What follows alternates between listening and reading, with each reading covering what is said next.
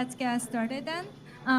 Just a brief intro of myself. I'm Dorothy, and I'm head of growth at Altair. Prior to Altair, I was China lead for synthetics, so I'm kind of also being in the DeFi space for a long time. First off, I would like to introduce our panel speakers to introduce yourselves. Sergey, I know you just did one, but just in case someone joined us a bit late, you can probably introduce yourself and your company once again. Hi everyone, once again. So my name is Sergey Kunz. I'm the co-founder of One Inch Network. I'm my co-founder. We have built One Inch originally on the hackathon, I already said. To myself, I'm a software engineer, software architect for like 18 years, worked for a lot of companies, did a lot of projects, Bosch, Siemens, Porsche, and then, One Inch. Built also on aggregator before One Inch for telecommunication services. And right now, core contributor in One Inch Network with more than 150 people around the globe. Thanks. Hi everyone. Firstly, I would like to say thank you to the organizer for organizing this meaningful event. In my opinion, the developers, the people who are days and night trying to develop the innovative products that they are enormously bringing DeFi to the mass adoption. And allow me to make an introduction about myself. My name is Chris. Currently, I'm the head of marketing and in charge of all of the marketing operation in Vietnam for Huobi. Yeah. Hello, Jimin. My name is Jonathan. I'm actually French Vietnamese, but don't ask me to talk too much Vietnamese because I might be very confused and you might not understand me. But I'm the director for OK Exchange ecosystem development for Southeast Asia, and I'm very happy to be part of that panel because I think like we will be able to discuss a lot of things that is matching with the current actuality with collapse of Giant. So very happy to be here. Hey guys, my name is Loy. I'm a co-founder of Kyber. So at Kyber currently we have, one of the I guess one of the OG decentralized chains called Kyber Swap. And currently I'm spending a lot of my time at Kyber Ventures doing, investment and support early blockchain startup in Asia and Southeast Asia in general. Happy to be here. Thank you.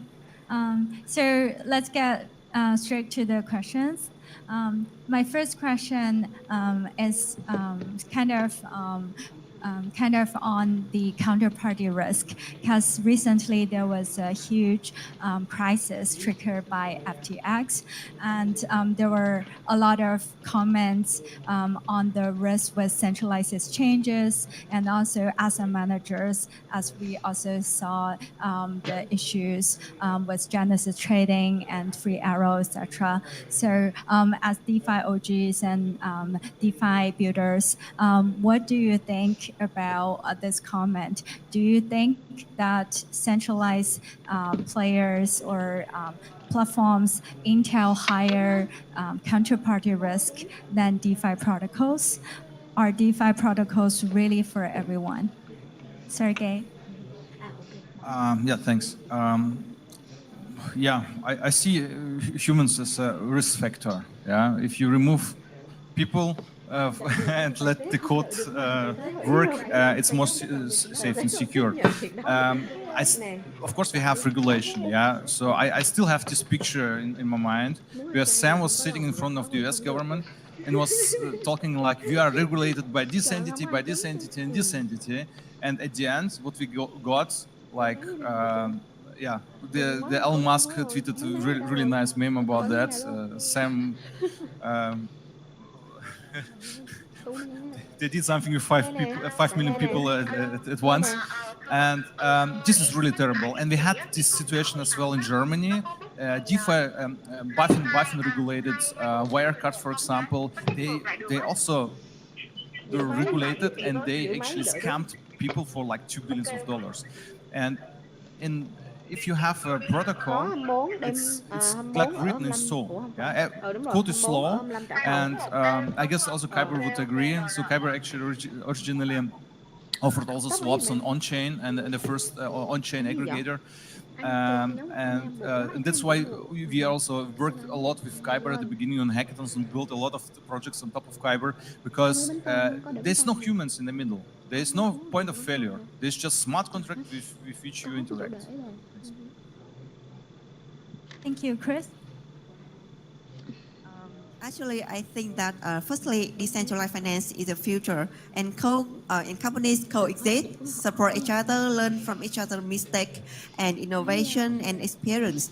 Then I would like to say that it's not necessary for higher risk for the DeFi companies because the DeFi protocol has a set of risk by itself, like the smart contract risk, the oracle risk, and so on. And then I would like to add that over the 9 years, our company from just a simple spot trading platform, we have evolved to a comprehensive system of different product, platform, and service to provide to the user. And then I would like to say that alongside with the spot trading platform, we operate the Huobi Research Institute, and we have the investment incubation working under the Huobi Research respectively. And for your information, we have been working 9 years without the security incident happen to the access of the user. And then I would like to say that currently for the listed statistic, there is around 16% of the trading volume that operating on the DEX platform, which shows the interest of the user on the same platform, and they are interested in the one-stop the service that we provide. And then I would like to say that the exchange are the key component of the blockchain system. And the decentralized finance, they provide the low transaction fee, they provide the multiple products for user to choose, and they provide the convenience for the fiat and cryptocurrency, the flexible trading for fiat and cryptocurrency. And then I would like to add that they have the listing requirement for the project that include the provision of audit statement or the earning report, or also the monthly statement, the minimum capital statement, which means that the project, when got listed on the centralized exchange, are being evaluated carefully. And we provide the one-stop service, one-stop managed service to our user, and also we maintain the high standard of security. For your information, in the October of 2022, our companies had just audited the market tree proof of reserve audit. And for the FTX, I can say that this is a tragedy, and we check the belief of user in the crypto exchange.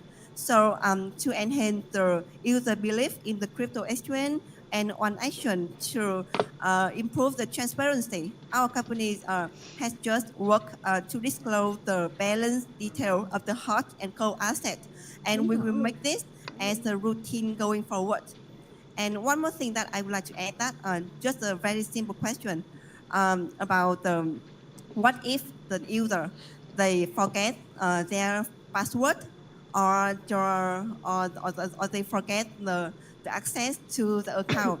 So the centralized exchange, we have the solution to recover the account. Like we have the email recovery, or even if that fail, we can have the more complicated form through KYC.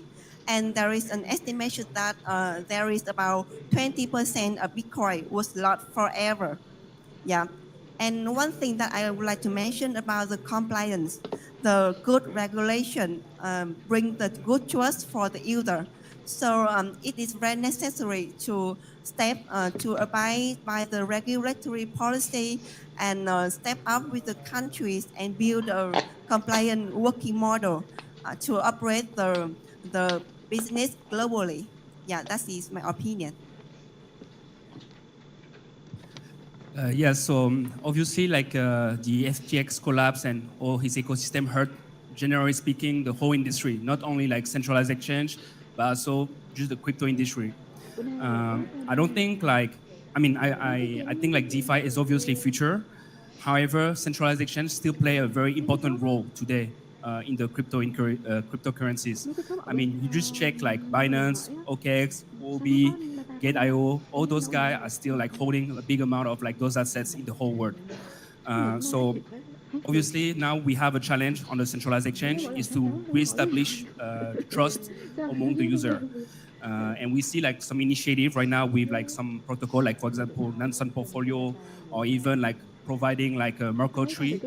I know like Huobi, Binance, and even OKX is now providing like an open source Merkle validator. So that means anybody here can check what we're holding in our wallet, and you can do that in an open source way. That means it cannot be faked. So obviously now the role from centralized exchange is to reestablish trust. I believe DeFi will still be the future. However, right now the challenge we have with DeFi DEX is like obviously like standard user, they might get confused using like DEX and DeFi because the user experience and just the user journey doesn't look like centralized exchange or like the more established experience. So I would say like for DeFi to take over, I would say that aspect. Work need to be around UI and user experience journey.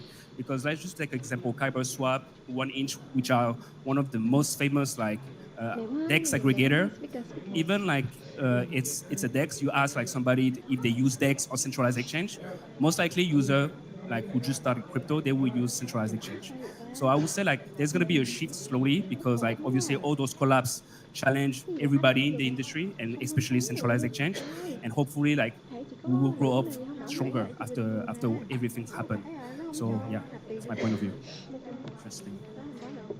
Yeah, I think personally, I view the FTX collapse was one of the most shocking event to me, right?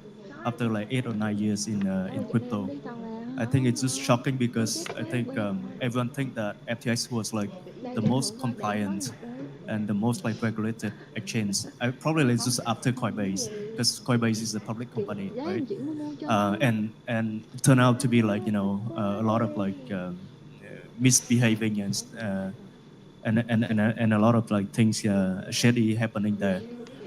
So I think previously like all the centralized agendas, they probably operate in the model in which the users they have to trust, but there's no way to verify, right? They have to trust the exchange, they have to trust like everyone, all the key operators there. But now I think there's a trend, given like all the proof of reserve, proof of liability that people are pushing at the centralized agendas. I think we are moving toward the model trust, but you can verify, right? Um, I think it's a good progress. On the other hand, I think like a non-custodial trading platform like Swap or like 1inch, there's no custodial there, and I think most of the code is public, right? So people are like, okay, so they don't have to trust us to keep the asset. At the same time, they can still verify like the operation, the code, and everything. So I think that's like the other side of the user benefit. But of course, I think like both each model serve different purposes. I think as Chris um, sorry, John, Kristen and John mentioned all the benefit of centralizing this. I think we agree, and I think there's a need for the users there, right? But I think later on, I think with all the development of infrastructures of the products that 1inch and Kybersoft and many other teams are building, hopefully, like in the futures, we don't have to use centralized chains anymore, right? Other than like the fiat on RAM and off RAM. Thank you.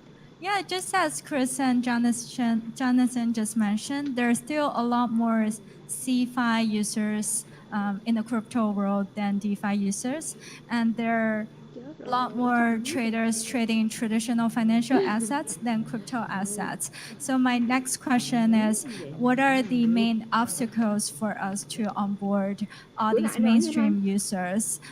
What can we do to overcome these obstacles?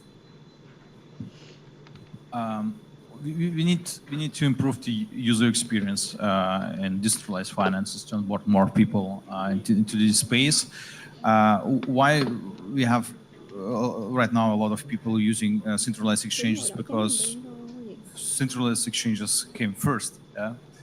before DeFi, before Vitalik came to the idea to build this fully decentralized computer. Yeah, and when we right now it's not much better than back in 2019 when we started with Anton. The user experience was really terrible. So right now we have cool user interfaces like also HyperSwap, 1inch, and other protocols like also Uniswap offer really nice UI for liquidity providers.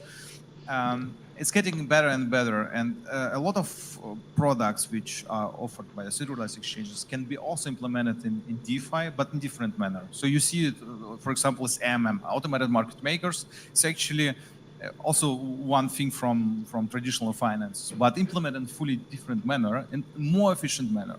And I see DeFi as highly efficient tool, yeah, thing, and everything what is not efficient and compete with something what is efficient will die one day. Yeah, all have to change and kind of have to change to something more efficient. And I see maybe centralized exchange also going direction of the decentralized solutions. Yeah. Right now, we see JP Morgan experimenting with Ethereum-based network and offer exchanging fiat currencies between Singapore bank and other banks around the globe. It's nice to see, yeah, and I'm pretty sure, yeah, DeFi is the future, and this is better and more efficient solution than the current traditional finances. In my opinion, the highest obstacle right now is about the ease of use, the liquidity, and the convenience of fiat on and off ramps. As I has mentioned earlier about the smart contract risk, there has been around the 3 billion, the total of 3 billion that were drained by hacker within this year alone. That are some notable ones like Ronin and Wormhole and some others. So I think that the security must be placed on top, and our company will be very willing to provide the service to the customer like a gateway into Web3, and we are willing to support the partner, the CFI, the DeFi companies to together develop the advancement technology in general. Yeah. So to answer that question, I mean, to have like more adoption, the short answer is if there's a bull market right now, everybody gonna jump in. To be honest, so that's gonna be the short answer. But I think on the more serious note, I think we need to come on with like some sort of like regulatory framework. And not on the technology or those stuff, but at least something that punish like misbehavior on the industry. Like right now, we are three big collabs. We're talking about Luna, we're talking about FTX, we're talking about Celsius. Those guys right now don't have any consequences of their acts. So that's could be one thing first to obviously like bring more good actor in the industry. Now the second aspect I would say is like education. I think like we are in a very niche industry. I think like not more than 6 or 7% of the whole world using crypto. So obviously there is a big gap between I would say the first people and the people who's going to enter it. So education will be definitely something very important on that.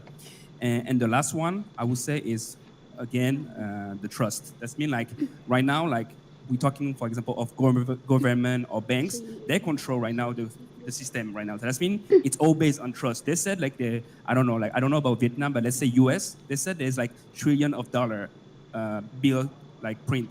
How do we know if it's true or not? We have no proof, and they don't even provide us proof. It's all based on trust basically. So crypto have to follow the same and have to be proof in a way because it's all smart contract. Like even myself, I'm saying that I don't believe any human to manage money. However, I trust smart contract and I trust technology because there's no emotion behind codes. Human, we're all greedy. We all have that, that issue, I would say. So it's all coming back at trust, basically. Yeah. I think I just want to add on a little bit on the usability part that I think Chris mentioned. I mean, if you remember like in 2017 or 2018, we could barely handle CryptoKitties, right? And back then there were probably like a few thousand users. And now I think like we are talking about like millions of users in like Axie Infinity, and I think some popular DeFi application can also like handle hundreds of thousands of users already, right? So I think there's a huge progress that we have made over the last few years, and I think given the right incentive, people will jump in, right? Like either it's a bull market or like another play to earn or work to earn, right? um, I think that there will be more users. Um, I think another point that I want to raise is we probably need more sort of like mainstream asset that the users can understand and can use, right? I think we are talking about DeFi. I think currently it's mostly stable and crypto asset, stable coin and crypto asset. If we can add in like, I think let's I mean like in the real world, right? I think like real estate and probably equity markets are probably like a lot bigger than crypto. So and I think everyone like invest in either of the asset. So if we can somehow like bring that into crypto, into blockchain, I think that will probably like give a huge push, right, to the adoption, because like I think end of the day mainstream people need to invest in mainstream product, right? They need to interact with mainstream product. um, yeah. Mình về nó không còn một cái đi chị thôi. Vẽ gì đó mà hai luôn á. Yeah, thank you. So next question. Actually, we have seen a lot of innovations coming out of DeFi since Kyber, since Uniswap, 1inch, a lot of Chainlink, a lot of great projects have shown us how to add liquidity on chain in unconventional ways we couldn't have imagined using centralized exchanges and platforms. But lately, I think ever since last year, there has been some concerns that we haven't seen much new innovations coming out, except for maybe MVV has been MVV has been a big topic, and flashbots, etc. But for DeFi protocols themselves, what are the newest, latest innovations you've seen, and would there ever be another DeFi summer? So we have seen a couple of hacks mentioned previously. Bridges were hacked, smart contracts were hacked because they didn't invest enough. I agree also in security audits. We from 1inch we just like, I guess the foundation paid like $500,000 for security audits for 200 lines of code. It's a lot of money for small amount of lines of code, actually. It's very important, to keep the space secure. And based on these hacks, we have seen like a lot of money moving by the hackers, washing it somewhere. It's a damage. Yeah. Also with FTX, FTX got like went bankrupt and was also hacked. Yeah, and the hackers still moving the funds. I guess right now in direction Bitcoin. So this kind of makes the market kind of in a position of bear market, and for us developers, at least from my side, I can say this is time to build something, to innovate, and there's still innovations. So we have seen Uniswap V3. It's a cool thing. You can deposit in a specific price range, liquidity, and earn on that. I personally sit in Uniswap pools and earn my passive income by using it, because still traders need to trade. It's like people dies, and there's just only one way, and that for the traders there's also only one way. They need to fix the position, they need to sell. That's why we see huge volumes on exchanges in any time, on bear market, on bull market. Of course, different amounts, but sometimes like on FTX, we have seen like billions of dollars on aggregators.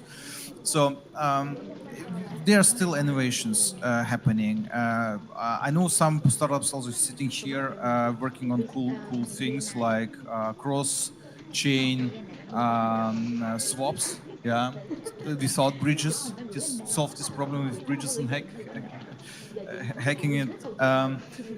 There are also protocols like Gearbox, for example. They offer creating leverage positions by keeping the money inside of the protocol. It's not like Aave, for example, that you just land and borrow something, and if you create a leverage position, you need to borrow a land, borrow, exchange, land, borrow, exchange to create kind of leverage in one direction. And Gearbox, for example, you just deposit and work with the money inside of the protocol, and you can have higher leverage positions than you normally can achieve it, and more efficient.